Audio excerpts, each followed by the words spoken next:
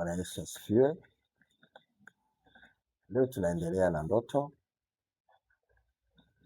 na tunataka tuendelee na ndoto ya nywele.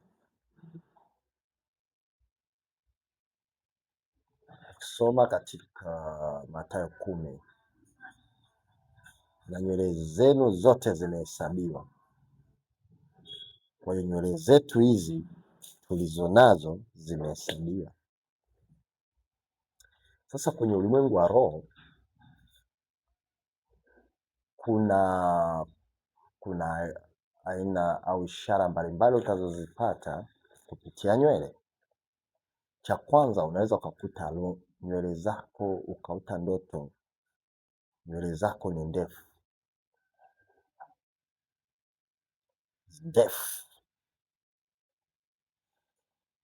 Hii inaweza ikawa na maana ya kwamba kuna maroho ambayo yameingia ndani. Mara nyingi hizi roho zinatumiwa na marine spirit, zile roho za baharini. Roho za baharini, mpendwa, sio mchezo. Mara nyingi ukiona unaharibikiwa, ujue roho zimetoka baharini. Ile fomu mnayoiona ya manywele, makucha marefu yale wanaovaa watu,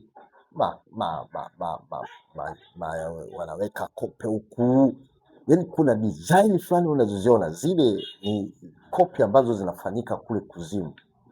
Ndio maana unakuta wanawake wanapata sana attack, mavamizi kuliko wanaume, kwa sababu roho nyingi zinatoka kule baharini. Ni nguvu. Kule kuna kitu kinaitwa Lewiathan, anaye control maeneo ya baharini, Lewiathan. Kwa hiyo zile roho ni kamili. Kwa hiyo tusijifanye tunaenda sana na fashion za dunia, kwa kukimbizana na kila fashion inayokuja, kila fashion inayopambana na wewe. Lazima tukatae. Lakini kuna kupoteza nywele. Kupoteza nywele maana yake ni magonjwa au matatizo. Kupoteza nywele ni magonjwa au matatizo. Lakini nywele, kitu kingine, una nywele zako kunuka, maana yake ni rejection au suffering au roho ya mauti, kukataliwa au mahangaiko au roho ya mauti.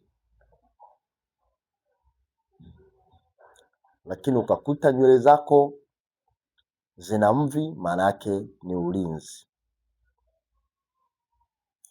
Lakini ukakuta kila saa unachana nywele zako, kila saa unaweka nywele zako, unaziweka sawasawa, maana yake inawezekana umetegwa mtego kwenye eneo hilo la nywele zako, kwamba yani kwamba wewe unatumia muda mwingi, saa ingine Mungu anasema na wewe, kwenye nywele kuliko kumwangalia yeye, au unaangalia uzuri wako sana. Kwa hiyo lazima mjue hizi tafsiri. Mungu akubariki sana. Amen.